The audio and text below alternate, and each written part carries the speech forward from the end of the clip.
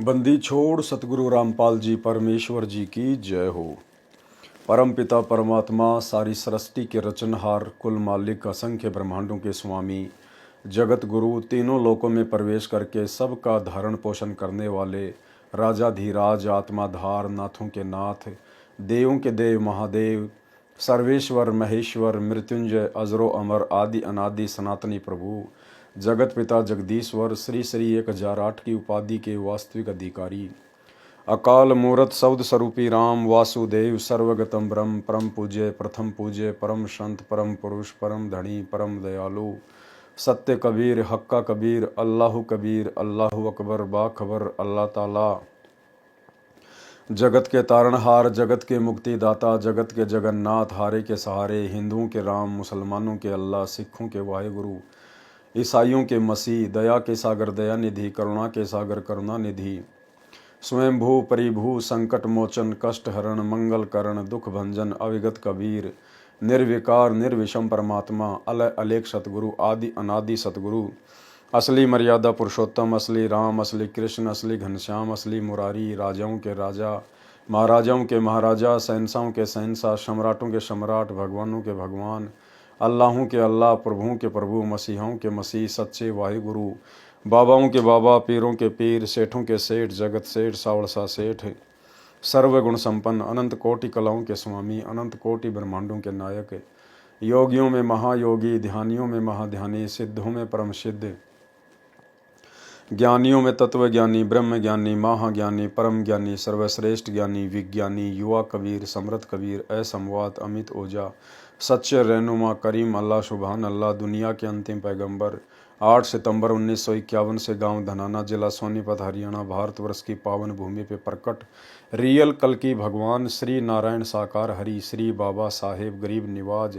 संत श्रोमणी सतगुरु रामपाल जी परमेश्वर जी के चरण कमल में साध संगति से जुड़े हुए देश विदेश से हम सभी सत्सेवक भाई बहनों का अनंत कोटि दंडोत प्रणाम।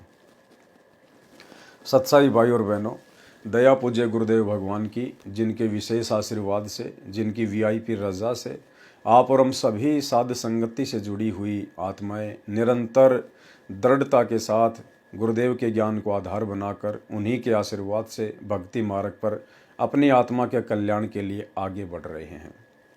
भाई और बहनों, दिन प्रतिदिन हमें गुरुदेव के आशीर्वाद से भक्ति मार्ग से संबंधित नई नई जानकारियां प्राप्त हो रही हैं। इन समस्त जानकारियों को प्राप्त करके हमारा विश्वास अध्यात्म में ऊंचाइयों की तरफ बढ़ रहा है। आज से पहले जितने भी पार्ट बने हैं, परमात्मा ने किसी न किसी कबीर सागर के सरलार्थ के अंदर हमें अध्यात्म से संबंधित नई जानकारी उपलब्ध करवाई है। भाई और बहनों, परमात्मा इसी प्रकार से धीरे धीरे हमें अपने आध्यात्मिक रंग में रंगते रहेंगे। 90% स्वयं के सत्संग और वचनों के माध्यम से और 10% साध संगतियों के माध्यम से। तो भाई और बहनों, आज हम आगे बढ़ेंगे परम पूज्य परमेश्वर सतगुरु रामपाल जी के कर कमल से लिखी गई पवित्र पुस्तक कबीर सागर के सरलार्थ में पार्ट नंबर 16 से। और आज हमें बहुत कुछ अध्यात्म के विषय में जानने को मिलेगा, समझने को मिलेगा। हमारी आत्मा चार्ज होगी परमेश्वर की महिमा सुनकर, उनके कर कमल से लिखित पुस्तक को पढ़कर या सुनकर। तो आज के वीडियो में धर्मदास जी परमपिता परमेश्वर कबीर साहिब जी से सृष्टि रचना के विषय में जानना चाह रहे हैं। परमात्मा ने उनको हल्का फुल्का बताया। उसके बाद धर्मदास जी ने सोचा कि मेरा बेटा नारायण दास भी अगर परमात्मा की शरण में आ जाए तो उसका भी आत्म कल्याण हो जाए। लेकिन परमेश्वर को पता था कि धर्मदास तो काल के द्वारा भेजा गया दूत है, मृत्यु अंधा नाम का, ये मेरी शरण में नहीं आ सकता है। लेकिन धर्मदास की विशेष प्रार्थना पर परमात्मा ने उसको बुलवाया, लेकिन वो नहीं माना, परमात्मा से मुंह फेर कर खड़ा रहा। बाद में धर्मदास और आमिनी देवी को परमेश्वर कबीर जी ने उनके पुत्र नारायण दास की असलियत दिखाई। वो काल रूप दिखाया जिसको देखकर धर्मदास जी का अपने पुत्र से मोह भंग हुआ। परंतु आगे चलकर फिर अपने उसी पुत्र नारायण दास में धर्मदास जी का मोह होने लग गया। फिर कबीर परमेश्वर ने धर्मदास जी को धमकाया और आगे विस्तार से ज्ञान समझाया। तो अब हम आगे बढ़ते हैं भाई और बहनों। सृष्टि उत्पत्ति विषय पर्शन तथा विवेचन। अब साहब मोहि देवों बताई, अमर लोक सो कहाँ रहाई। लोक दीप मोहि बरनी सुनावहूँ, तसना व्रंत को अमी पियावहूँ। कौन दीप हंस को वासा, कौन दीप पुरुष रहे वासा। भोजन कौन हंस तह करही, और बानी कह पुनि उचरई। कैसे पुरुष लोक रचि राखा, दीप ही कर कैसे अभिलाखा। तीन लोक उत्पत्ति भाखो, वर्ण हु सकल गोय जनि राखो। काल निरंजन की विधि भयउ, कैसे सोडस सुत निर्मय हु। कैसे चार खानी विस्तारी, कैसे जीव काल वस डारी। कैसे कूरम शेष उपराजा, कैसे मीन बराही साजा। त्रिदेवा कौन विधि भयउ, कैसे मही आकाश निर्मय हूँ। चंद्र सूर्य कहूँ कैसे भय हूँ, कैसे तारा गण सब ठय हूँ। की विधि भई शरीर की रचना, भाको शाब उत्पत्ति बचना। तो परमेश्वर ने क्या जवाब दिया धर्मदास की शंकाओं का, धर्मदास की जिज्ञासा का, जब उन्होंने सृष्टि रचना के विषय में जानना चाहा। धर्मदास जी ने परमेश्वर कबीर जी से विनय पूर्वक अति आधीन होकर प्रसन्न किया कि हे परमेश्वर, कृपया करके मुझे ये बताइए कि वह अमर लोक कहाँ पर है। धर्मदास जी ने वही भूमिका की जो श्रीमद् भगवद गीता अध्याय 4 श्लोक 32 तथा 34 में कहा है। गीता ज्ञानदाता काल ब्रह्म ने कहा कि हे अर्जुन, यज्ञों यानी धार्मिक अनुष्ठानों का विस्तार पूर्वक ज्ञान ब्रह्मण मुखे यानी सच्चिदानंद घन परमेश्वर अपने मुख कमल से उच्चारण करके वाणी में बताता है, जिसे तत्व ज्ञान कहते हैं। जो तत्व ज्ञान वर्तमान में वही ब्रह्मण मुखे सच्चिदानंद घन ब्रह्म सतगुरु रामपाल जी परमेश्वर हमें तमाम यज्ञों अर्थात धार्मिक अनुष्ठानों की जानकारी दे रहे हैं। क्योंकि भाई और बहनों, सत भक्ति की जानकारी परमात्मा स्वयं ही धरती पर प्रकट होके देते हैं। देश काल और परिस्थिति के अनुसार, युगों के अनुसार परमेश्वर का जो भी है रंग रूप नाम, ये सब कुछ परमात्मा भिन्न भिन्न धारण करते हैं, लेकिन जानकारी परमात्मा ही दे सकता है। 21 ब्रह्मांड से बाहर की जानकारी परमात्मा स्वयं ही अनेकों रूप धारण करके, कभी जिंदा महात्मा के रूप में, कभी पूर्ण संत के रूप में, कभी किसी अन्य महात्मा के रूप में, ये परमेश्वर स्वयं ही आकर अपने सत्य लोक की और सत्य साधना की जानकारी करवाते हैं। बाकी 21 ब्रह्मांड में कोई भी सृष्टि रचना का जानकार नहीं है। तो स्वयं आज वही सत्य पुरुष सच्चिदानंद घन ब्रह्म अपने ब्रह्मण मुखे यानी अपने स्वयं के मुख कमल से आज हमें अध्यात्म के विषय में बता रहे हैं। पांचों यज्ञ इन्होंने आज हमें दी हैं और हर प्रकार से हमें धर्म कर्म की जानकारी दी है। उसको जानकर सर्व पापों से मुक्त हो जाता है। अध्याय 4 श्लोक 32, उस ज्ञान को तू तत्वदर्शी संतों के पास जाकर समझ, उनको दंडोत प्रणाम करने से वे परमात्म तत्व को भली भांति जानने वाले। अब ये परमात्म तत्व को भली भांति जानने वाले यानी परमात्मा को भली भांति जानने वाले। अब भाइयों और बहनों, इस पूरी सृष्टि में परमात्मा को भली भांति केवल परमात्मा ही जान सकते हैं, स्वयं ही जान सकते हैं। उनके विषय में अन्य कोई नहीं जान सकता। तो यहाँ जो शब्द लिखा गया है कि परमात्म तत्व को भली भांति जानने वाले ज्ञानी महात्मा तुझे तत्व ज्ञान का उपदेश करेंगे, तो परमात्म तत्व को परमात्मा ही जान सकते हैं, बता सकते हैं। इसलिए सतगुरु रामपाल जी स्वयं परमात्मा हैं, परमात्म तत्व हैं। अब हमारे अंदर से तमाम प्रकार की भ्रमणाएं निकल जानी चाहिए। यहाँ पर दोनों ही अभिनय स्वयं परमेश्वर कबीर जी ही कर रहे हैं और वर्तमान में भी भाई और बहनों दोनों अभिनय परमात्मा का और गुरु का स्वयं सतगुरु रामपाल जी परमेश्वर ही कर रहे हैं, कोई मीन मेख नहीं है। यहाँ पर दोनों ही अभिनय स्वयं परमेश्वर कबीर जी ही कर रहे हैं। वे सच्चिदानंद घन ब्रह्म भी हैं और उस समय तत्वदर्शी संत यानी सतगुरु का अभिनय भी कर रहे थे। तो आज सतगुरु का अभिनय कौन कर रहे हैं? आज तत्वदर्शी संत का अभिनय कौन कर रहे हैं? परमात्मा ही कर सकता है। सच्चिदानंद घन ब्रह्म ही तत्वदर्शी की भूमिका निभाता है, सच्चे गुरु की भूमिका निभाता है। धर्मदास जी अत्यधिक विनम्र व्यक्ति थे। सूक्ष्म वेद में कहा है, अति आधीन दीन हो प्राणी, वाकू कहना ये अकत कहानी। जिज्ञासु से कहिए कहिए, अनजिज्ञासु को भेद न दिए। धर्मदास तू अधिकारी पाया, ताते मैं कही भेद सुनाया। परमात्मा बोले धर्मदास, मुझे इस पृथ्वी पर केवल तुम ही अधिकारी हंस दिखाई दिए, इसलिए मैं आपको ये भेद बता रहा हूं, सुना रहा हूं। और आप और हम पिछली पीढ़ी वालों पे परमात्मा ने एक विशेष रजा करनी थी भाई और बहनों। आप और हमारे सामने परमात्मा ने इस गुप्त छुपे हुए ज्ञान को लाकर रखना था, इसलिए धर्मदास को माध्यम बनाकर परमात्मा ने आप और हमारे ऊपर विशेष रजा बख्शी है। धर्मदास जी ने विनम्र भाव से पूछा कि हे परमेश्वर, यानी धर्मदास जी अपने गुरु को बार बार परमेश्वर कह के संबोधित कर रहे हैं। परमेश्वर, आप और हमें शिक्षा लेनी है कि गुरु को परमेश्वर ही मानना है, परमेश्वर ही समझना है, गुरु परमेश्वर ही होते हैं। धर्मदास जी ने विनम्र भाव से पूछा कि हे परमेश्वर, मुझे बताएं वह अमर लोक कहाँ पर है। जो सत्य लोक और दीप आपने बताए हैं उनको विस्तार से बताने की कृपया करें। किस द्वीप में हंस यानी मुक्त जीव रहते हैं, जो काललोक से मुक्त होकर जाते हैं, वो कहाँ रहते हैं, कौन से द्वीप में रहते हैं। परमेश्वर यानी सत्य पुरुष का निवास किस लोक में है। सतलोक में जो भगत रहते हैं वे कैसा भोजन खाते हैं, कैसी भाषा बोलते हैं, यानी प्यार से रहते हैं या यहाँ की तरह छल कपट तथा गाली गलौज करते हैं। परमेश्वर ने कैसे लोक की रचना कर रखी है, द्वीपों की रचना करने की कैसी अभिलाषा यानी प्रेरणा हुई, 3 लोकों की रचना कैसे की, वह बताएं। मेरे से कुछ न छुपाएं, सब वृतांत सुनाएं। काल निरंजन की उत्पत्ति कैसे हुई, 16 पुत्रों की उत्पत्ति कैसे हुई, कैसे 4 खानी बनाई, किस प्रकार जीव काल के जाल में फंसे, कोरम तथा शेष की उत्पत्ति कैसे हुई, मीन बरहा तीनों देवताओं ब्रह्मा विष्णु महेश की उत्पत्ति कैसे हुई, कैसे मही यानी पृथ्वी तथा आकाश रचे, सूर्य चांद तथा तारों की रचना कैसे की। हे परमात्मा, शरीर आदि की रचना सहित सर्व ज्ञान सुनाओ ताकि मेरे मन की शंका समाप्त हो।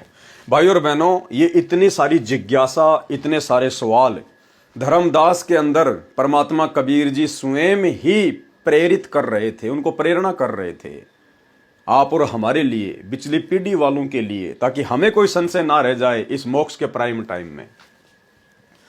अनुराग सागर के पेज नंबर 13 का सारांश। छंद। आदि उत्पत्ति कहो सतगुरु, कृपया करी निज दास को, बचन सुदासु प्रकाश कीजिए, नाश हो यम त्रास को।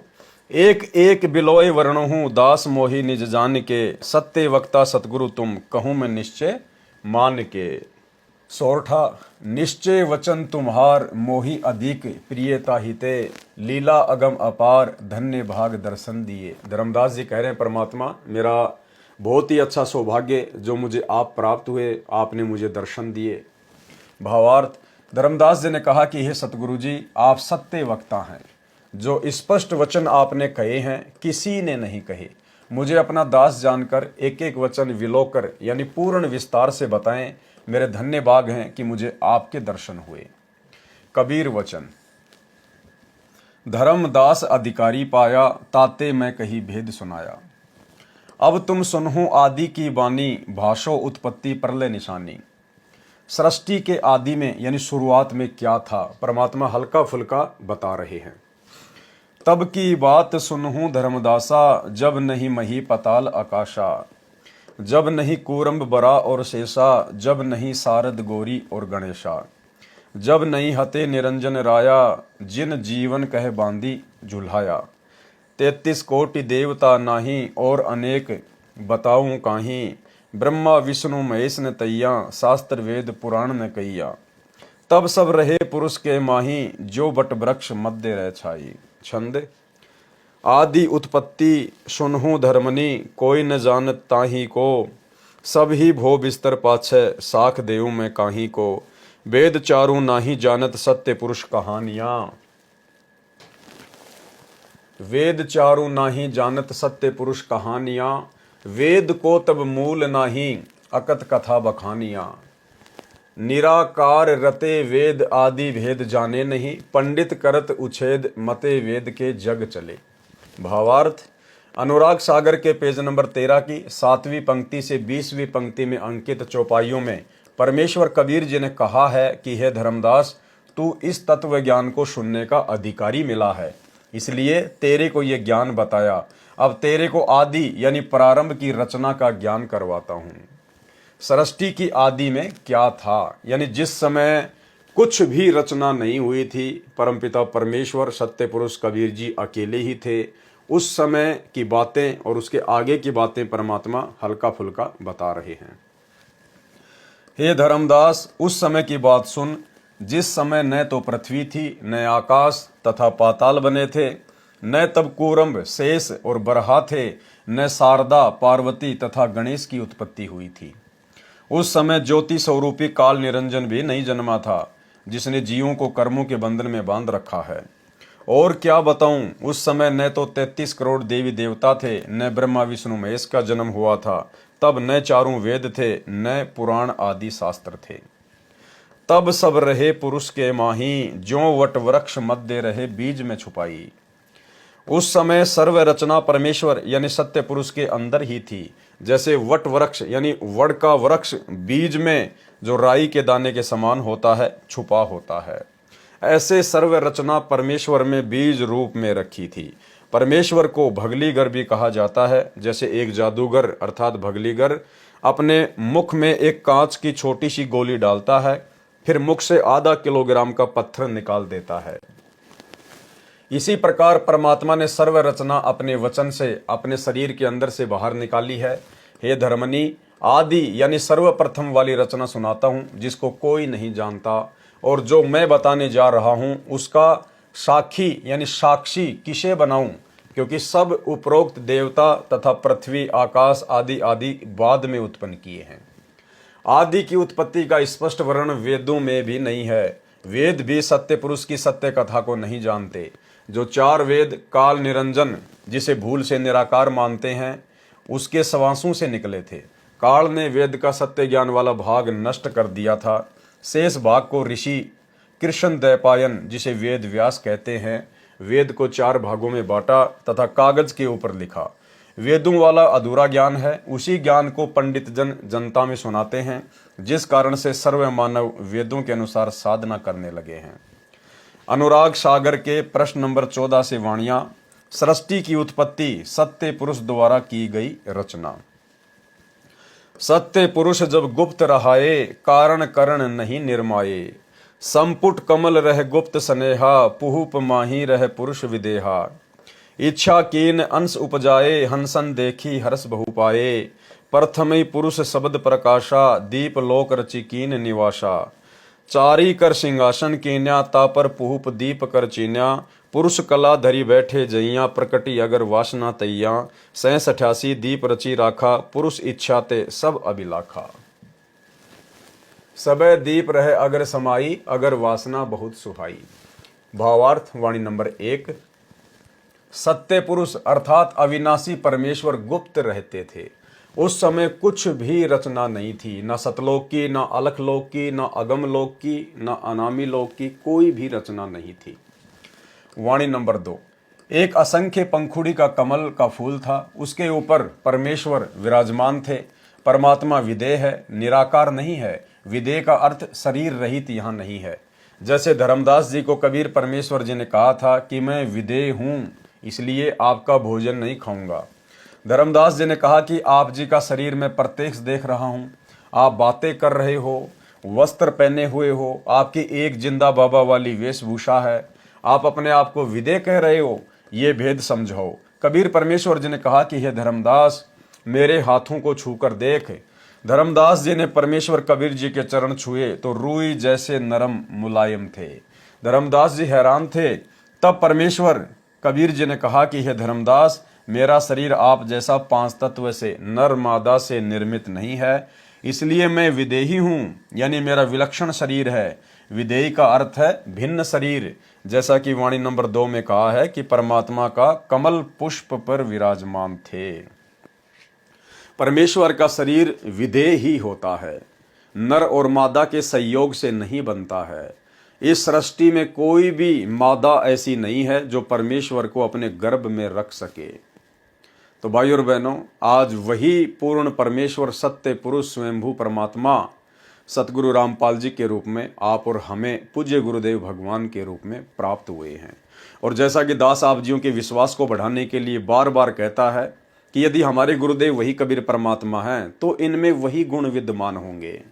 तो 650 साल पहले धर्मदास जी को भी विश्वास नहीं हो पा रहा था अपने जैसा देख कर।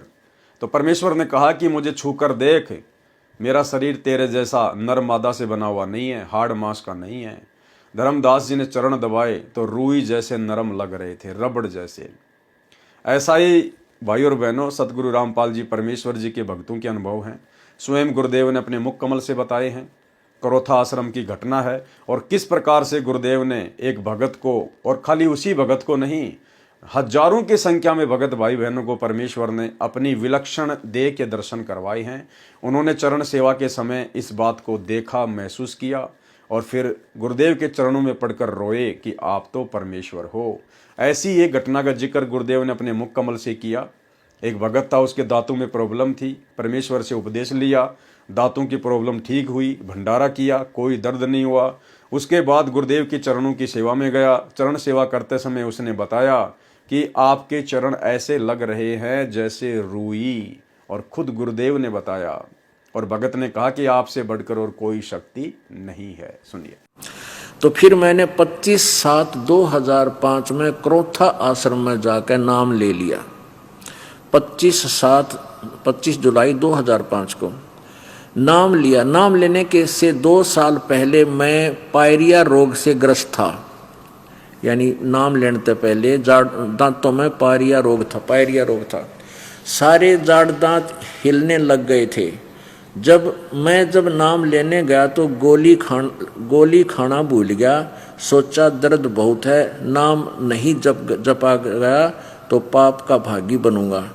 लेकिन सोचा देखा जाएगा, नाम तो ले लूं। जब नाम लिया तो पता नहीं चला कि जाड़ का दर्द कहाँ गया। ऐसा हो गया कि दर्द कभी था ही नहीं। फिर नाम लेने के बाद आश्रम क्रोथा में खाना खाया तो दर्द नहीं हुआ। दांतों को हाथ लगाकर देखा तो वो हिल रहे थे, लेकिन कम हिल रहे थे, और वो अब भी हिलते हैं, लेकिन तकलीफ नहीं। इसके बाद दर्शनों के लिए गया तो चरण सेवा मिली तो सतगुरु देव के चरण ऐसे लगे जैसे फोम की रूई से भी नरम हो। तो मैं तो ऐसा हो गया कि न कोई चिंता और न कोई तकलीफ। मैं बहुत खुश हो गया। अपने आप ही मन में आता रहा कि इनसे ऊपर कोई और शक्ति नहीं। इसके बाद दर्शनों के लिए गया तो चरण सेवा मिली तो सतगुरु देव के चरण ऐसे लगे जैसे फोम की रूई से भी नरम हो। तो मैं तो ऐसा हो गया कि न कोई चिंता और न कोई तकलीफ। मैं बहुत खुश हो गया। अपने आप ही मन में आता रहा कि इनसे ऊपर कोई और शक्ति नहीं। तो भाई और बहनों, परमात्मा ही होता है, चाहे वे किसी भी युग में, किसी भी समय धरती पर या अन्य ब्रह्मांडों में प्रकट क्यों ना हो। तो आज हमारे पूज्य गुरुदेव भगवान निसंदेह कबीर परमेश्वर के रूप में धरती पर प्रकट हैं, और इस बात को जितना जल्दी हम हृदय से स्वीकार कर लेंगे उतना ही हमारे हित में है। वाणी नंबर 3 में स्वेच्छा से अंश उत्पन्न किए, उनको देखकर अति प्रसन्न हुए। यानी कबीर परमेश्वर ने अपनी स्वयं की इच्छा से, अपनी मर्जी से आत्माएं अपने शरीर से उत्पन्न की, अपने अंश उत्पन्न किए, और उनको देखकर परमेश्वर बड़े हर्षित हुए, बड़े आनंदित हुए। वाणी नंबर 4, सर्वप्रथम कमल पुष्प पर बैठे परमेश्वर ने एक वचन से सर्व लोकों तथा दीपों की रचना की, फिर उन लोकों में स्वयं निवास किया और दीपों में अपने अंश यानी वचन से उत्पन्न पुत्रों को रहने की आज्ञा दी। सर्वप्रथम सत्य पुरुष जी ने ऊपर के 4 अविनाशी लोकों की रचना की, अकय यानी अनामी लोक, अगम लोक, अलख लोक, सत्य लोक। वाणी नंबर 5, चारी कर सिंहासन कीन्या, तापर पुहुप दीपर कर चीन्या। इन 4 लोकों की रचना करके परमेश्वर जी ने प्रत्येक लोक में कमल के फूल के आकार के सिंहासन की रचना की। वाणी नंबर 6, उन 4 लोकों में एक एक कमल पुष्पनुमा सिंहासन की रचना करके सत्य पुरुष के रूप में, यानी एक सम्राट के समान मुकुट पहनकर ऊपर छत्र तानकर महाराजाओं की तरह बैठ गए। यानी परमेश्वर ने पहले तो अपने एक वचन से 4 लोकों की रचना की, सतलोक, अगम लोक, अलख लोक और अनामी लोक। उसके बाद परमेश्वर ने अपने वचन से वहां पर एक एक सिंहासन जो कि कमल के फूल के सदृश से, उसकी रचना की, और परमेश्वर चारों लोकों में भिन्न भिन्न रूप बनाकर, 4 रूप बनाकर उस सिंहासन पर विराजमान हो गए। उसके पश्चात आगे की रचना की इच्छा प्रकट हुई। फिर 88,000 दीपों की रचना की। 16 पुत्रों को उत्पन्न करना वचन से। दूजे शब्द भजेहु पुरुष प्रकाशा, निक्षे कूरम चरण गही आशा। तीजे शब्द भजेहु पुरुष उचारा, ज्ञान नाम सुत उपजे सारा। एकी चरण सन्मुख है रहु, आज्ञा पुरुष दीप तिन देहूं। चौथे शब्द भये पुनि जब ही, विवेक नाम सुत उपजे तब ही। आप पुरुष किए दीप निवासा, पंचम शब्द सो तेज प्रकाशा। 5वें शब्द जब पुरुष उचारा, काल निरंजन भी अवतारा। ये यहाँ पर मिलावट की गई है। आगे परमात्मा इसका खुलासा करेंगे कि सत्य पुरुष ने जब 5वां शब्द उच्चारित किया तो काल निरंजन उत्पन्न हुआ। तेज अंग ते काल है आवा, ताते जीवन कह संतावा। जीवरा अंश पुरुष का आही, आदि अंत को जानत नाही। छठे शब्द पुरुष मुख बाखा, प्रकटे सहज नाम अभिलाषा। सतिये शब्द भयो संतोषा, दीन्यो दीप पुरुष परितोषा। 8वें शब्द पुरुष उचारा, सुरती सुभाष दीप बैठारा। 9वें शब्द आनंद अपारा, 10वें शब्द क्षमा अनुसारा। 11वें शब्द नाम निष्कामा, 12वें शब्द जलरंगी नामा। 13वें शब्द अचिंत सुत जाने, 14वें शब्द सुत प्रेम बखाने। 15वें शब्द सुत दीन दयाला, 16वें शब्द में धैर्य रसाला। 17वें शब्द सुत योग संतायन, एक नाल सोडस सुत पायन। शब्द हिते भयो सुतन अकारा, सब ते लोक दीप विस्तारा। अगर अभी दिव्य अंश आहारा, दीप दीप अनसन बैठारा। अनसन शोभा कला अनंता, होत तहां सुख सदा बसंता। अनसन शोभा अगम अपारा, कला अनंत को वर्ण पारा। सब सुत करे पुरुष को ध्याना, अमी आहारा सदा सुख माना। या विधि 16 सुत भेऊ, धर्मदास तुम चित धरि लेऊ। दीप करी को अनंत शोभा, नहीं वर्णत शोभने। अमित कला अपार अद्भुत, सुनत शोभा को गिने।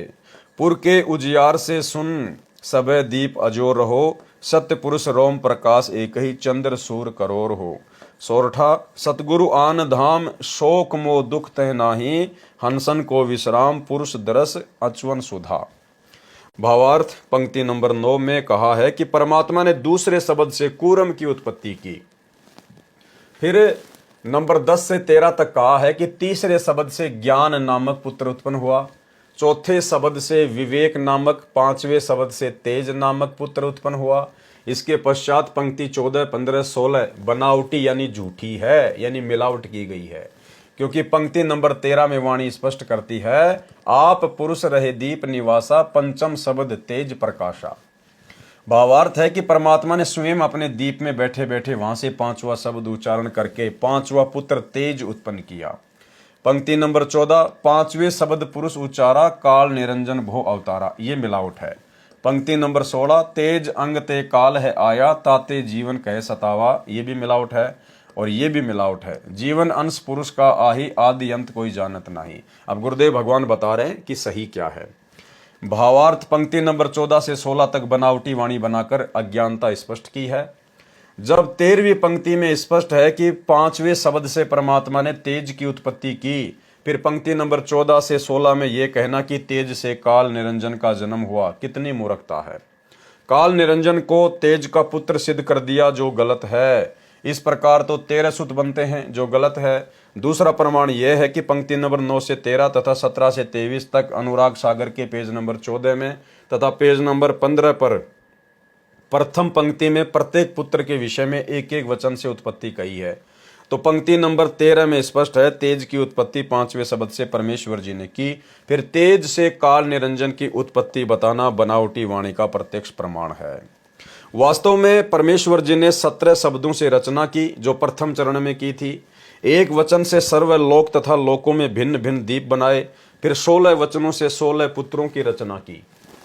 दूसरे चरण में अक्सर पुरुष को मानसरोवर में सोए हुए को जगाने तथा निकालने के लिए सत्य पुरुष जी ने अमृत जल से एक अंडा वचन से बनाया तथा उस अंडे में वचन से एक आत्मा प्रवेश की। अंडे का आकार बहुत बड़ा था, उसको सरोवर के जल में छोड़ दिया। उसकी गड़गड़ाहट की आवाज सुनकर अक्सर पुरुष निंद्रा से जागा और अंडे की ओर कोप से देखा, यानी क्रोध से देखा। उस क्रोध से अंडा फूट गया, उसमें से ज्योति निरंजन यानी काल निरंजन निकला। उन दोनों को अक्षर पुरुष तथा काल निरंजन, जिनको गीता अध्याय 15 श्लोक 16 में क्षर पुरुष तथा अक्षर पुरुष कहा है, उनको अचिंत के द्वीप में रहने की आज्ञा दी। फिर काल निरंजन ने 3 बार 70 युग तथा 64 युग तपस्या करके ये 21 ब्रह्मांड का क्षेत्र प्राप्त किया। विस्तृत सृष्टि रचना कृपया पढ़े इसी पुस्तक के पेज नंबर 603 से 670 तक। यदि प्रमाण देखना है तो कबीर सागर के अध्याय सप्तम वेद बोध पेज नंबर 90 से 92 तक तथा सर्वज्ञ सागर के पेज नंबर 137 तथा अध्याय कबीर बानी के पेज नंबर 117, 119 तथा 123 पर पढ़ें। काल निरंजन की उत्पत्ति अंडे से हुई थी। अनुराग सागर पेज नंबर 12 से 68 का सारांश। अनुराग सागर अध्याय में पेज नंबर 12 से 68 तक सृष्टि की रचना तथा काल के साथ वार्ता संबंधी अमृत ज्ञान है। यथार्थ रूप से सृष्टि रचना का ज्ञान पढ़ें इसी पुस्तक के अंदर लिखे पेज नंबर 603 से 670 तक।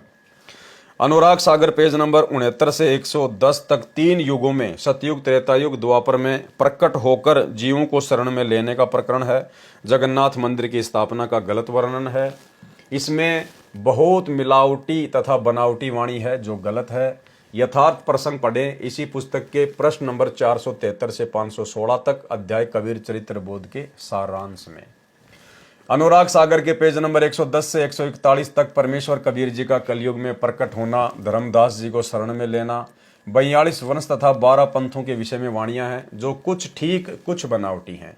यथार्थ ज्ञान पढ़ें इसी पुस्तक के ज्ञान सागर के सारांश में। शीर्षक धर्मदास जी की वंश परंपरा के बारे में पेज नंबर 77 से 80 तक जो हम पहले पढ़ चुके हैं। अनुराग सागर पेज नंबर 142 से 150 तक सतगुरु की महिमा बताई है। प्रश्न नंबर 150 से 152 पर कमलों की जानकारी है। संपूर्ण कमलों का ज्ञान पढ़ें इसी पुस्तक के पेज नंबर 152 से 161 तक यानी आगे। प्रश्न नंबर 152 से 155 तक मन के द्वारा पाप कर्म करवाकर जीव को दोषी बनाने के विषय में है। पेज नंबर 155 से 160 तक सामान्य ज्ञान है। पेज नंबर 160 से 163 तक संत तथा हंस के लक्षण के बारे में है। पेज नंबर 115 अनुराग सागर में धर्मदास जी के ज्येष्ठ पुत्र नारायण दास के विषय में ज्ञान है। अब आगे का जो प्रकरण है भाई और बहनों, वो नारायण दास को धर्मदास और उसकी पत्नी आमिनी के कहने पर परमेश्वर जी के द्वारा समझाने का है। नारायण दास को काल का दूत बताना।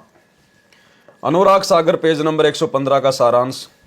परमेश्वर कबीर जी ने धर्मदास जी को सत्य ज्ञान समझाकर तथा सत्य लोक में ले जाकर अपना परिचय देकर धर्मदास जी के विशेष विनय करने पर उनको दीक्षा मंत्र दे दिए। प्रथम मंत्र में कमलों के देवताओं के जो जाप मंत्र हैं वे दिए जाते हैं। धर्मदास जी उन देवों को इष्ट रूप में पहले ही मानता था, परंतु अब ज्ञान हो गया था कि ये इष्ट रूप में पूज्य तो नहीं है परंतु साधना का एक अंग है। धर्मदास की खुशी का कोई ठिकाना नहीं था। उसने अपने परिवार का कल्याण करना चाहा। धर्मदास जी के साथ उसकी पत्नी आमिनी देवी दीक्षा ले चुकी थी। केवल इकलौता पुत्र नारायण दास ही दीक्षा बिना रहता था। धर्मदास जी ने परमात्मा कबीर जी से अपने पुत्र नारायण दास को शरण में लेने के लिए प्रार्थना की। अब धर्मदास ने परमेश्वर जी से क्या प्रार्थना की? धर्मदास वचन। हे प्रभु तुम जीवन के मूला, मेटऊं मोर सकल तनसूला। आही नारायण पुत्र हमारा, सोपहूं ताही शब्द टकसारा। इतना सुनत सदगुरु हंसी दीन्या, भाव प्रकट बाहर नहीं कीन्या। धर्मदास जी ने परमेश्वर कबीर जी से प्रार्थना की कि हे प्रभु जी, आप सर्व प्राणियों के मालिक हैं। मेरे दिल का एक सूल यानी कांटे का दर्द दूर करें। मेरा पुत्र नारायण दास है, उसको भी टकसार शब्द यानी वास्तविक मोक्ष मंत्र देने की कृपा करें। जब तक नारायण दास आपकी शरण में नहीं आता तब तक मेरे मन में सूल यानी कांटे जैसा दर्द बना है।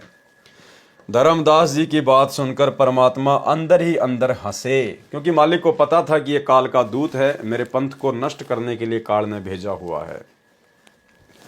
हंसी को बाहर प्रकट नहीं किया। कारण यह था कि परमेश्वर कबीर जी तो जानी जान है, अंतर्यामी हैं। उनको पता था कि काल का मुख्य दूत मृत्यु अंधा ही नारायण दास रूप में धर्मदास के घर पुत्र रूप में जन्मा है। यानी धर्मदास का पुत्र नारायण दास जो था वो मृत्यु अंधा नाम का काल का दूत था, काल के द्वारा भेजा गया दूत।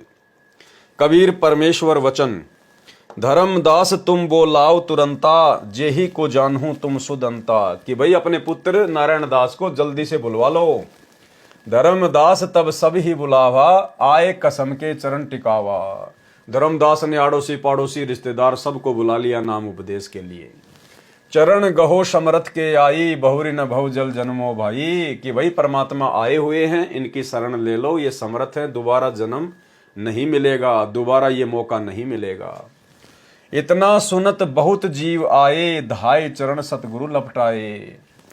एक नहीं आए दास नारायण, केवल नारायण दास नहीं आया, बाकी सब आ गए धर्मदास के कहने पर। बहुतक आए पर गुरु पायन, धर्मदास सोच मन कीन्या, काहे न आयो पुत्र परवीना। भावार्थ, कबीर परमेश्वर जी ने कहा कि हे धर्मदास अपने पुत्र को भी बुला ले, और जो कोई आपका मित्र या निकटवासी है उसको भी बुला लो, सबको एक साथ दीक्षा दे दूंगा। धर्मदास जी ने नारायण दास तथा अन्य आड़ोस पड़ोस के स्त्री पुरुषों से कहा कि परमात्मा आए हैं, दीक्षा लेकर अपना कल्याण कराओ, फिर यह अवसर हाथ नहीं आएगा। ये बात सुनकर आसपास के बहुत से जीव आ गए, परंतु नारायण दास नहीं आया। धर्मदास जी को चिंता हुई कि मेरा पुत्र क्यों नहीं आया, वह तो बड़ा प्रवीण है, तीक्ष्ण बुद्धि वाला है। धर्मदास जी ने अपने नौकर तथा नौकरानियों से कहा कि मेरे पुत्र नारायण दास को बुला कर लाओ। नौकरों ने देखा कि वह गीता पढ़ रहा था और आने से मना कर दिया। अब भाइयों और बहनों, कहाँ कबीर सागर में लिखा है कि जिस समय कबीर परमेश्वर के कहने पर धर्मदास ने अपने नौकर और नौकरानियों से जब कहा कि मेरे पुत्र नारायण दास को बुला के लाओ, जब नौकर गए तो देखा उस समय नारायण दास गीता जी पढ़ रहा था। अब ये बात कौन बता सकता है? अंतर्यामी परमात्मा बता सकता है, सतगुरु रामपाल जी परमेश्वर बता सकते हैं, क्योंकि ये दिव्य दृष्टा हैं, अंतर्यामी हैं, जानी जान हैं। तो ये छोटे छोटे जो पॉइंट हैं इस प्रकार के जो परमेश्वर लिख देते हैं सांकेतिक रूप में, ये हमारे विश्वास को बढ़ाते हैं कि हमारे गुरुदेव भगवान सर्वद्रष्टा हैं, ये अंतर्यामी हैं, इनसे कुछ भी छुपा हुआ नहीं है। और वर्तमान में हिसार जेल से जो ऑडियो आती हैं, जो संदेशे आते हैं, ऐसा ही एक संदेशा धनाना आश्रम में आया था और वीडियो कॉलिंग के माध्यम से बातचीत हो रही थी। तो गुरुदेव भगवान ने कहा कि बच्चों ये ना सोचना कि मैं कैमरे से ही देख सकता हूँ, इस कैमरे के बिना, इस मोबाइल के बिना भी मैं सबको देख रहा हूँ, सबको देख सकता हूँ। और अपने आप को छुपाते हुए कहा कि मेरे बंदी छोड़ने मेरे परमात्मा ने मुझे वो ताकत दे दी है कि मैं इस तुम्हारे मोबाइल के बिना भी तुम सबको देख सकता हूँ और सबको देख रहा हूँ मैं। तो भाई और बहनों, ये वही कबीर परमात्मा है जो वर्तमान में सतगुरु रामपाल जी के रूप में धरती पे प्रकट है। सुनिए। आशीर्वाद है मेरे बच्चों, सारे दिखाई देते हो, और अगर कैमरे से ना देखूं तो वैसे भी देख सकता हूं मेरे बच्चे, इतनी ताकत दे दी है मेरे बंदी छोड़ने मेरे को। आप चिंता ना करो, जैसे सूर्य सबके साथ होता है ऐसे भगवान और दास को अपने साथ समझना। तो जब नौकर नौकरानियां नारायण दास के पास जाती हैं, उनको संदेशा देती हैं, तो नारायण दास उनको क्या जवाब देता है? अब नारायण दास ने क्या कहा? नारायण दास वचन, हम नहीं जाए पिता के पासा, वरद भय सकलो बुद्धि नासा। नारायण दास ने कहा कि हम नहीं जाने वाले पिताजी के पास में, उनके तो बुढ़ापे में बुद्धि खिसक गई है।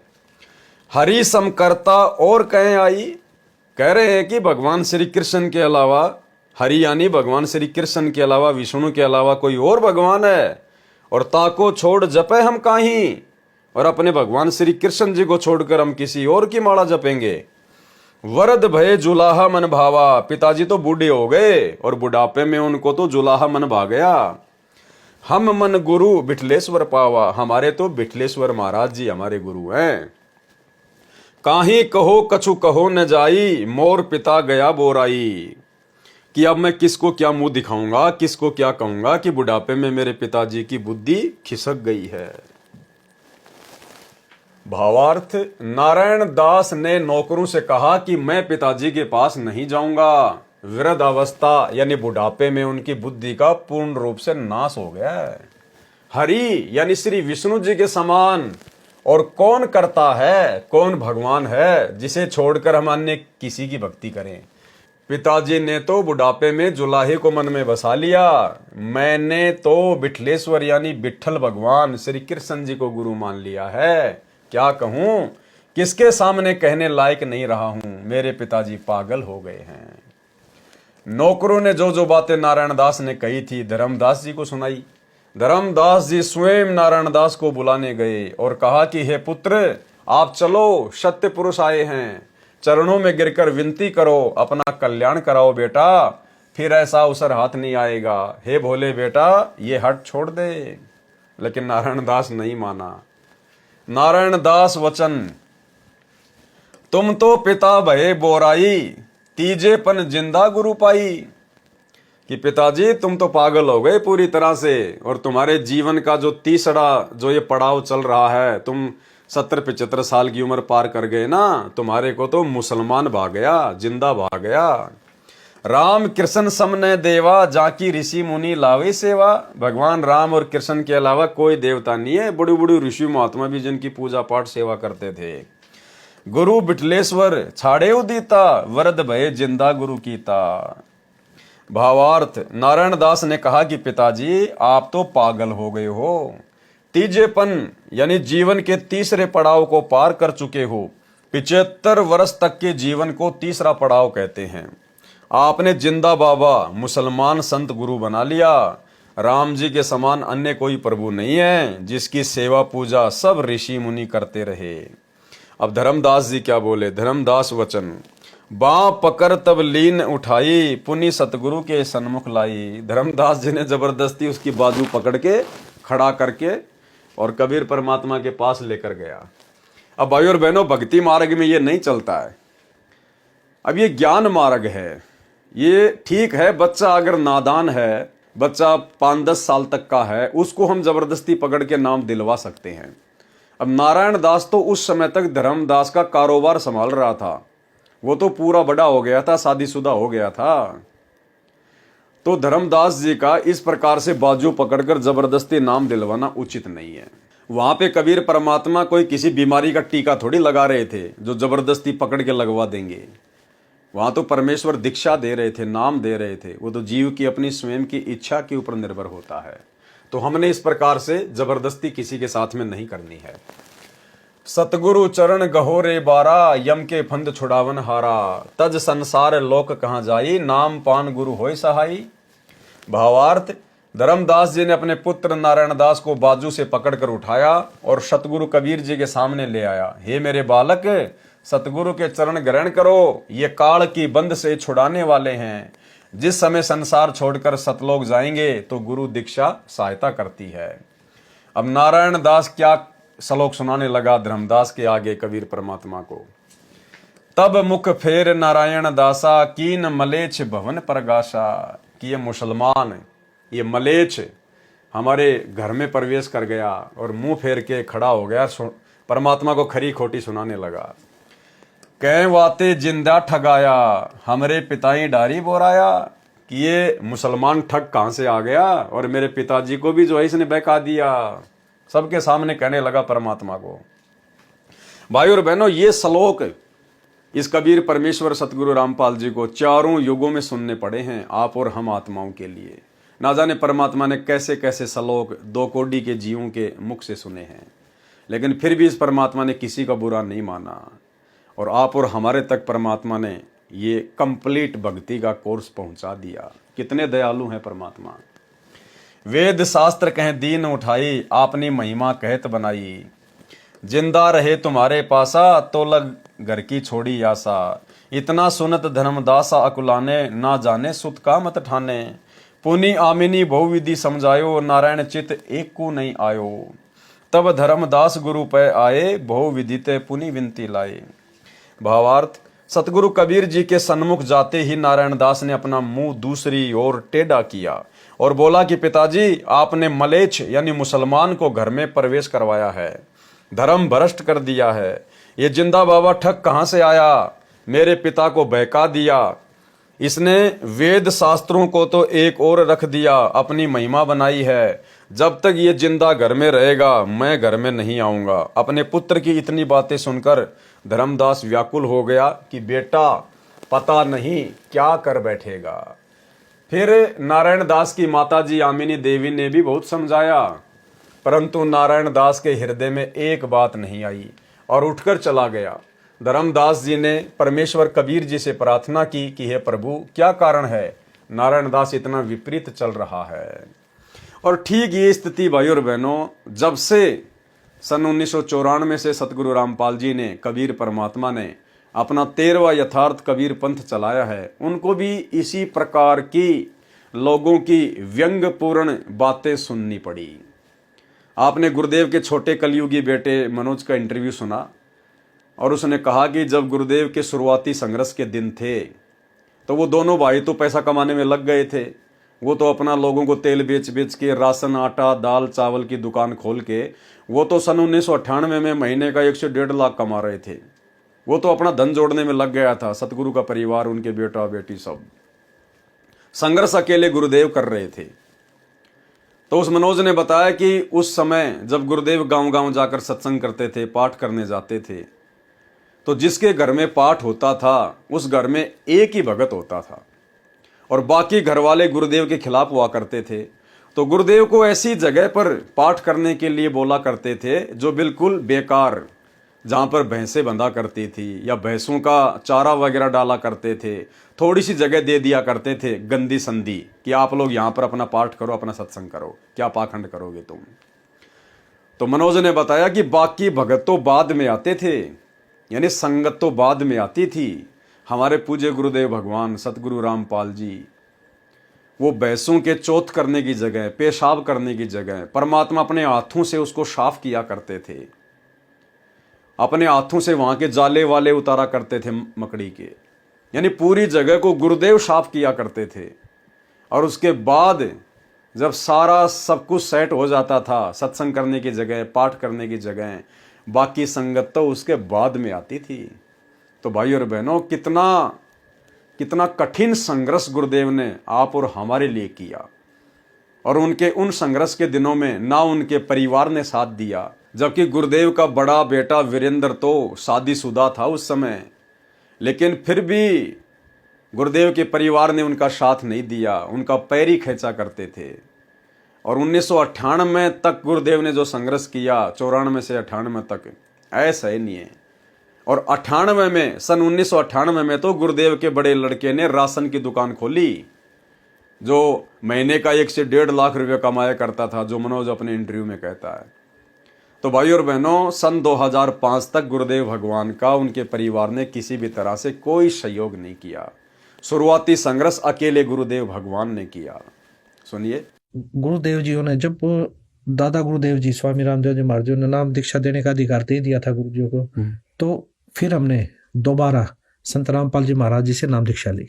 गुरुदेव जी घर घर जाकर सत्संग करते थे, उनको समझाते, नाम दीक्षा देते। और जब सत्संग करते थे, शुरुआती दौर था, सत्संग करते थे, एक घर में चले गए, वहां पर सत्संग करते। और गुरुदेव जी संत गरीबदास जी महाराज जी द्वारा लिखित अमर ग्रंथ साहिब, उसका 3 दिन का पाठ भी करते थे। जब 3 दिन का पाठ करते थे, तो जब आपको स्टार्टिंग की बता रहा हूं मैं, शुरुआत में क्या होता था कि पूरे परिवार में एक ने नाम उपदेश ले रखा जी।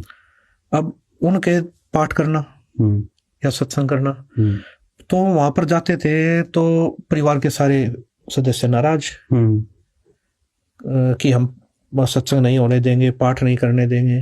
उनका विरोध, उनको जाके समझाते, भाई पाठ करने से ये लाभ होंगे, पाठ करने से तुम्हारे घर में लाभ होंगे, बरकत होगी, ये यज्ञ होते हैं, 5 यज्ञ होंगे आपके घर में, और इन्हीं यज्ञों से आपको लाभ होगा।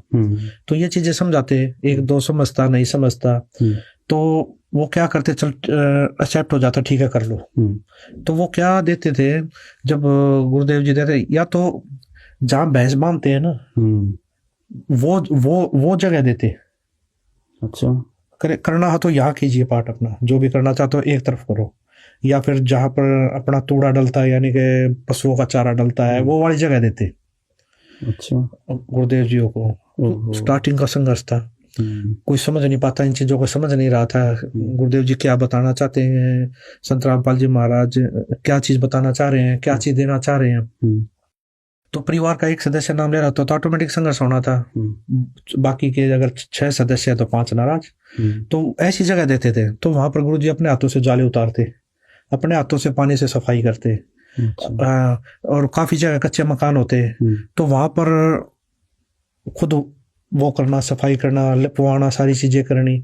और वहां पर दरबार साहब सजाना, तखत लेके आए किसी पड़ोसी का मांग कर, है उसके ऊपर मंजी साहब लगाना, उसके ऊपर रुमाले ढकना, उसके ऊपर दरबार साहब सजाना, है पूरा गुरु जी अपने हाथों से करते थे।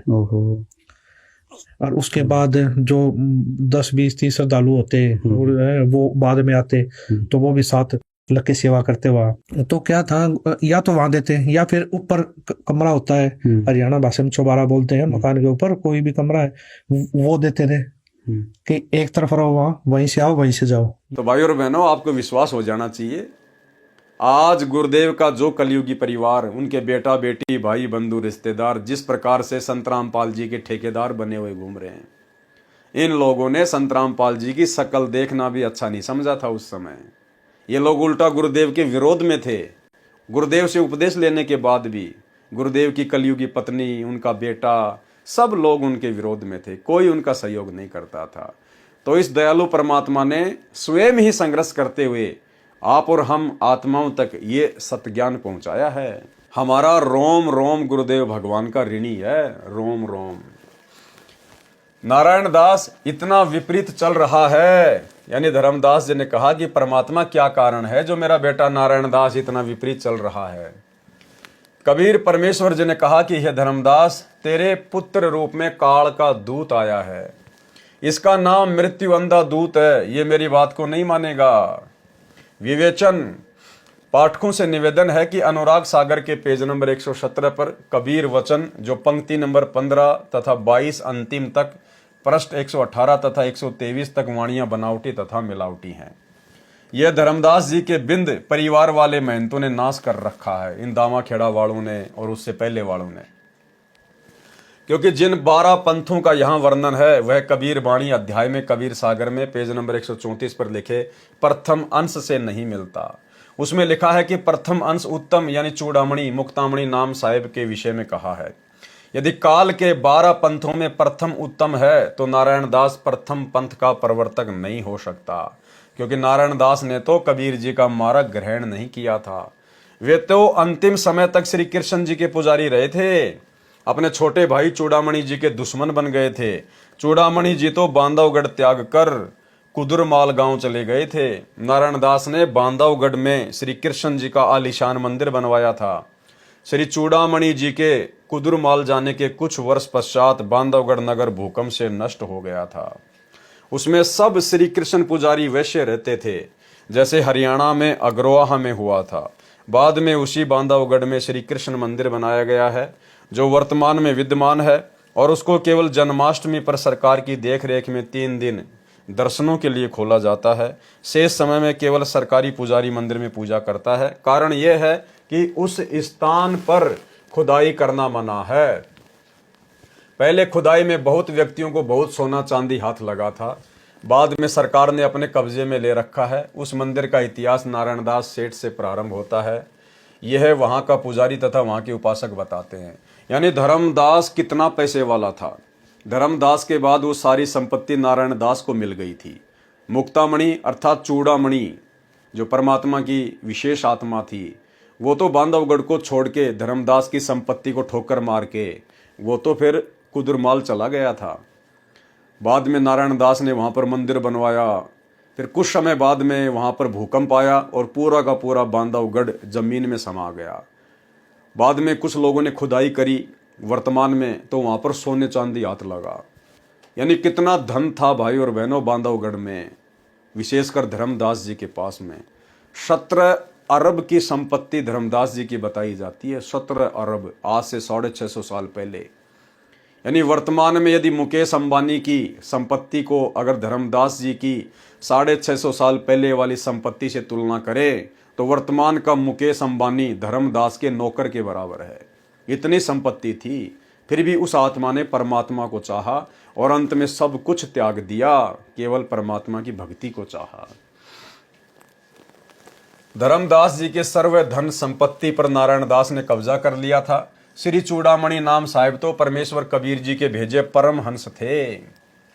उनका उद्देश्य धन संपत्ति ग्रहण करना नहीं था, परमात्मा के यथार्थ ज्ञान का प्रचार करना था तथा परमेश्वर कबीर जी के वचन अनुसार धर्मदास का वंश चलाना था, जो 42 पीढ़ी तक चलेगा। वर्तमान में 14वीं पीढ़ी चल रही है। चूड़ामणि की वंश गद्दी परंपरा में 6ठी पीढ़ी वाले ने वास्तविक भक्ति विधि तथा भक्ति मंत्र त्याग कर काल के 12 पंथों में भी 5वां टकसारी पंथ है, उसके बहकावे में आकर टकसारी पंथ वाली आरती चौका तथा 5 नाम अजर नाम, अमर नाम, अमी नाम आदि आदि शुरू कर दिए थे, जो वर्तमान में दामाखेड़ा छत्तीसगढ़ में गद्दी परंपरा वाले 14वें महंत श्री प्रकाश मुनि नाम साहिब प्रदान कर रहे हैं।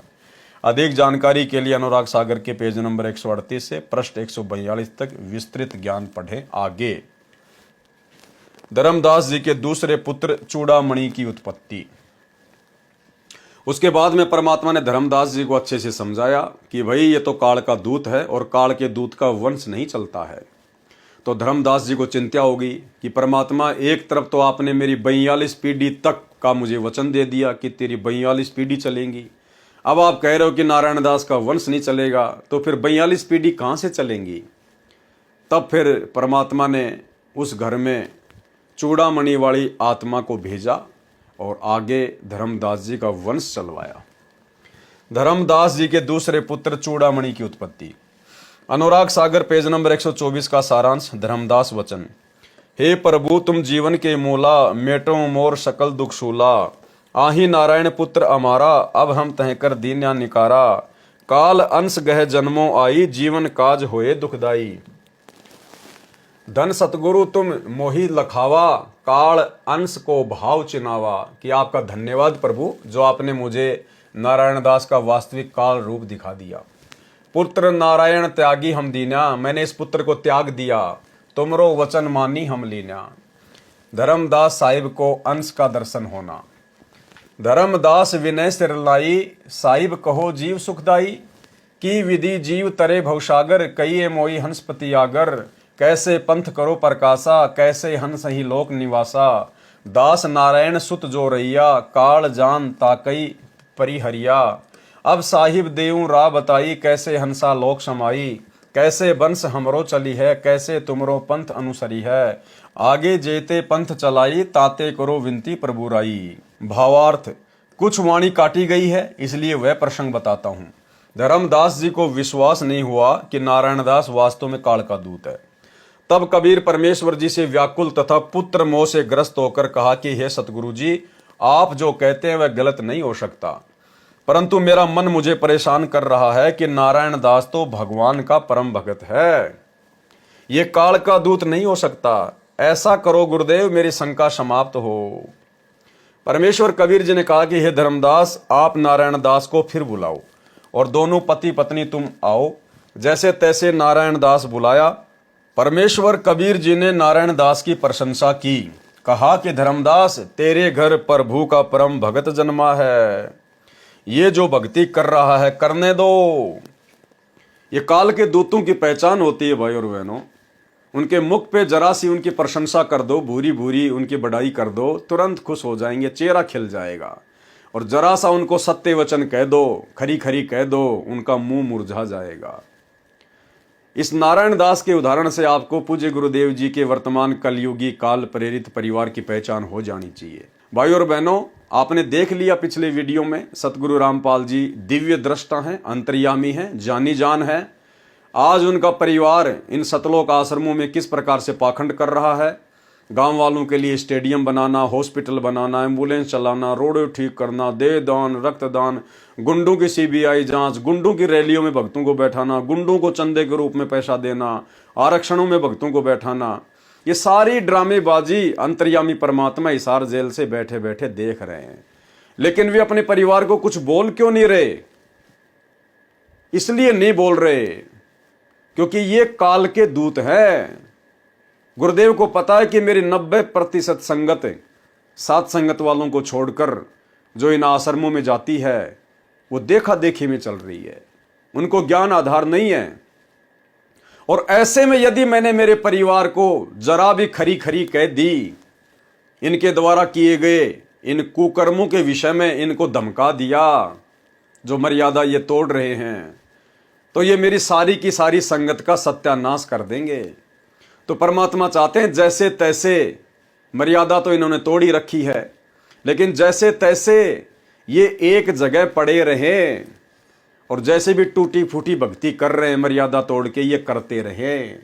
अगर मैंने मेरे परिवार को खरी खरी बातें कह दी तो उसके बाद ये परिवार फिर संगत का सत्यानाश कर देगा। और जब संगत को पता चलेगा कि गुरुजी ने अपने परिवार को, बेटा बेटियों को धमका दिया है, तो संगत भी आश्रमों में आना छोड़ देगी। और गुरुदेव को पता कि घर बैठ के ये भक्ति नहीं कर सकते। सत्सेवकों की तरह इस 90% संगत में वो बुद्धि विवेक नहीं है, ज्ञान आधार नहीं है कि ये घर बैठ के गुरु को इष्ट मानकर भक्ति कर सके। इसलिए भाई और बहनों, परमात्मा ने इस 90% संगत को और सतलोक आश्रम मैनेजमेंट हरियाणा को एक ही रस्सी से बांध के पटका हुआ है कि ये दूसरे पंथों में जाएंगे, कहीं और भक्ति छोड़ के जाएंगे, अपना जीवन बर्बाद करेंगे, सत्यानाश करेंगे। इससे अच्छा है ये एक जगह पर बंध के पड़े रहें। तो ये काल के दूत की पहचान बताई परमात्मा ने। परमेश्वर कबीर जी ने नारायण दास की प्रशंसा की, कहा कि धर्मदास, तेरे घर प्रभु का परम भगत जन्मा है, ये तो भक्ति कर रहा है, करने दो। यानी उस काल के दूत को भी परमात्मा ने परम भगत बताया। जैसे आज गुरुदेव इन आश्रमों को बहुत अच्छा बता रहे हैं, इन आश्रमों में आने वाली संगत और इन आश्रमों के संचालकों को, जिन्होंने गुरुदेव की सरेआम मर्यादाओं की धज्जियां उड़ा रखी हैं, फिर भी गुरुदेव इनकी प्रशंसा करते हैं। इसी प्रकार जिस प्रकार काल के दूत नारायण दास की प्रशंसा की, तेरे घर परम भगत जन्मा है, ये जो भक्ति कर रहा है करने दो, देख इसके मस्तिष्क की रेखा। दोनों आमिनी तथा धर्मदास ने देखा, ऐसी रेखा करोड़ों में एक की होती है। यानी झूठी प्रशंसा की परमात्मा ने। धर्मदास तथा आमिनी ने देखा कि नारायण दास का स्वरूप भयानक था, ओछा माथा, लंबे दांत, काला शरीर। उसके ऊपर नारायण दास के भौतिक शरीर का कवर था जो पहले हटता दिखा। और ये स्थिति गुरुदेव के बेटा बेटी, भाई बंधु, रिश्तेदारों की, इन कोऑर्डिनेटरों की। भाई और बहनों, आज यदि परमात्मा ऐसा कोई चश्मा बना दे जिसको पहनकर ये देखा जा सके कि कौन भगत है, कौन काल का दूत है, तो गुरुदेव का पूरा परिवार आपको इसी प्रकार से लंबे लंबे दांत वाला, ओछे माथे वाला दिखाई देगा, क्योंकि ये काल के दूत हैं। जो पहले हटता दिखा फिर लिपटता दिखा, अपने पुत्र रूप में काल के दूत को आंखों देखकर धर्मदास तथा आमिनी देवी ने एक सुर में कहा कि जाओ पुत्र जाओ, जैसी भक्ति करना चाहो करो, परंतु घर त्याग कर मत जाना, लोग हमें जीने नहीं देंगे। यानी लोकलाज में फंसे हुए थे, क्योंकि उस समय भाई और बहनों ये पूरा का पूरा मूल ज्ञान, ये भक्ति का पूरा कोर्स नहीं था। जैसे तैसे परमात्मा ने उनको अपने अंग संग लगा के रखना था, और आप और हमारे लिए परमात्मा ने कबीर सागर की रचना करवानी थी। तो धर्मदास और आमिनी देवी ने लोकलाज में आकर क्या कहा उस काल के दूत को देखने के बाद भी, कि बेटा रहना तू घर में ही, घर छोड़ के मत जाना, अन्यथा लोग हमें जीने नहीं देंगे। अरे बाढ़ में जाओ लोग, हम लोगों को देख के भक्ति करेंगे क्या? जैसी भक्ति करना चाहो करो, परंतु घर त्याग कर मत जाना, लोग हमें जीने नहीं देंगे। नारायण दास चला गया। कबीर साहब ने कहा कि हे धर्मदास, ये कहीं नहीं जाने वाला। अब ऊपर लिखी अनुराग सागर के पृष्ठ 124 की वाणियों का सरलार्थ करता हूं। भावार्थ, धर्मदास जी ने परमेश्वर कबीर जी से निवेदन किया कि हे प्रभु, आप तो सर्व प्राणियों के जनक हैं, मेरे मन की शंका दूर करो। नारायण दास तो काल का अंश है, ये तो मैंने दिल से उतार दिया, और पुत्र है नहीं, नारायण दास की संतान काल प्रेरित रहेगी। इस प्रकार तो मेरा वंश काल वंश होगा। आपने कहा कि मेरा वंश 42 पीढ़ी तक चलेगा। हे परमात्मा, ये तो काल का कुल होगा। आपने कहा है कि तू धर्मदास मेरे कबीर जी के पंथ को आगे बढ़ाना, सो वह कैसे संभव हो सकेगा? अनुराग सागर के पेज नंबर 125 का सारांश कबीर वचन। धर्मदास सुन शब्द सिखापन, कहो संदेश जानी हित आपन। नोत्तम सुरती पुरुष के अंसा, तुम गह प्रकट होई है वंसा। वचन वंश जग प्रकटे आई, नाम चूड़ामणि ताई कहाई। पुरुष अंश के नोत्तम वंशा, काल फंद काटे जीव संसार। कली यह नाम प्रताप धनमनी, हंस छूटे काल सो। सत्य नाम मन बीच दृढ़ गहे, सो निस्त्रे यमजाल सो।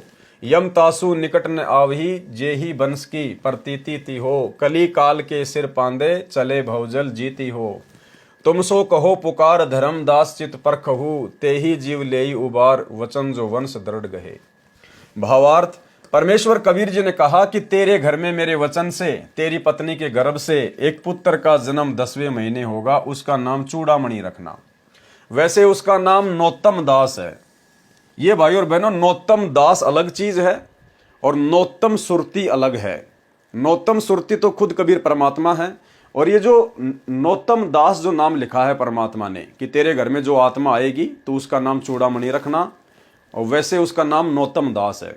तो परमात्मा ने चूड़ामणि जी को मिन्नी सतलोक से भेजा है, इसलिए मिन्नी सतलोक में उस आत्मा का नाम नोत्तम दास है।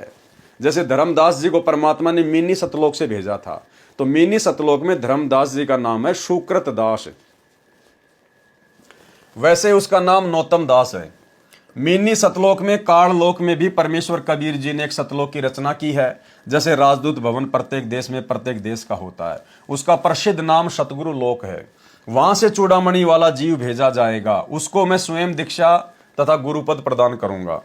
अनुराग सागर के पेज नंबर 125 का सारांश, धर्मदास वचन। भावार्थ, धर्मदास जी ने कहा कि यदि उस अंश के एक बार दर्शन हो जाए तो मन का सब संशय समाप्त हो जाएगा, आपके वचन पर विश्वास हो जाएगा। कबीर परमेश्वर वचन। भावार्थ, परमेश्वर कबीर जी ने कहा कि हे मुक्तामणि, तू मेरा नामक अंश है। मेरे से शुक्रत ने यानी धर्मदास ने तेरे दर्शन का हट किया है। एक बार शिशु रूप में इसके आंगन में प्रकट हो और फिर वापस जाओ। सतगुरु लोक यानी मिनी सतलोक से धर्मदास जी वाली आत्मा आई थी, वहां पर इसकी आत्मा का नाम शुक्रत है। यानी धर्मदास भी मिनी सतलोक से ही भेजे गए थे, और मिनी सतलोक में धर्मदास की आत्मा का नाम शुक्रत है। उस लोक के हंस इसी नाम से जाने जाते हैं। सतगुरु लोक में जो हंस हैं वे पार नहीं हुए हैं, उनकी भक्ति अधूरी रहती है, वे अंकुरी हंस हैं।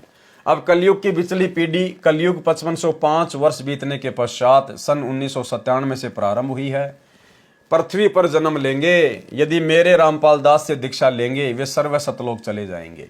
परमेश्वर कबीर जी के कहते ही एक शिशु धर्मदास के घर के आंगन में पृथ्वी से 1 फुट ऊपर दिखाई दिया। एक पैर का अंगूठा मुख में, एक को हिला रहा था, फिर तुरंत चला गया। धर्मदास तथा अमीनी देवी अति हर्षित हुए, परमेश्वर के चरणों में दंडवत प्रणाम किया। धर्मदास वचन। भावार्थ, हे परमात्मा, मेरी आयु अति वृद्ध हो चुकी है। उस समय धर्मदास जी की आयु लगभग 85 वर्ष की थी, आगे कैसे वंश चलेगा। कबीर वचन। कबीर परमेश्वर जी ने कहा कि यह जो शिशु आपने देखा था वह तेरी पत्नी के गर्भ से 10वें महीने जन्म लेगा। जो ये तुम्हारा पुत्र होगा, ये तुम्हारा अंश होगा। जो मैंने तेरे को सतनाम तथा सारनाम दिया है वह भंडार है, उसको उसे देना जिसे मैं कहूँ। धर्मदास वचन। भावार्थ, हे प्रभु, मेरी इंद्री शिथिल हो चुकी है, अब कैसे लड़का उत्पन्न होगा। स्पष्टीकरण, इन वाणियों में मिलावट है। जो लिखा है कि मैंने इंद्री वश कीनी है, पुत्र कैसे होगा, यह गलत है। इंद्री वश करने का अर्थ है संयम रखना, परंतु ऐसी आवश्यकता पड़ने पर संतान उत्पत्ति के लिए इंद्री तो सक्रिय ही होती है। वास्तविकता ये थी कि वृद्ध अवस्था का हवाला देकर प्रश्न किया था, परंतु इतिहास गवाह है कि 90 या 80 वर्ष के व्यक्ति ने भी संतान उत्पत्ति की है, जिनका स्वास्थ्य ठीक चल रहा हो। फिर भी परमात्मा जो चाहे कर सकते हैं। बांझ को संतान, नपुंसक को भी मर्द बना सकते हैं। यहाँ पर इतना ही समझना पर्याप्त है। यानी उनके घर में जो संतान उत्पन्न होनी थी वो परमात्मा के वचन से ही होनी थी अंत में। ये तो कबीर सागर में लोगों ने मिलावट कर रखी है कि धर्मदास जी ने तो अपनी इंद्रियों को अपने वश में कर रखा था। तो परमात्मा ने कहा कि ऐसा कुछ भी नहीं था, और उसने ये कहा था कि परमात्मा, अब मैं 80-85 साल का हो गया, मैं कैसे संतान उत्पत्ति करूंगा। तो परमेश्वर ने समझाना चाहा है कि ऐसा कुछ भी नहीं था, परमात्मा के वचन से वो संतान आनी थी।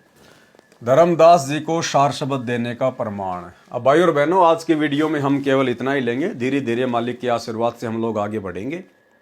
तो अब हमारा जो कल का वीडियो होगा वो यहाँ आगे से शुरू होगा कि धर्मदास जी को परमेश्वर ने सार नाम दिया या नहीं दिया, सार शब्द दिया या नहीं दिया, कहाँ उसका प्रमाण है। ये सारी बातें अब हम आगे के पार्ट में देखेंगे। तो आज के पार्ट में केवल इतना ही। कल 8 बजे सभी भाई बहन लाइव जुड़िए। तब तक गुरुदेव भगवान हम सबको आज्ञा दें, इजाज़त दें, आशीर्वाद दें। बंदी छोड़ सतगुरु रामपाल जी भगवान की।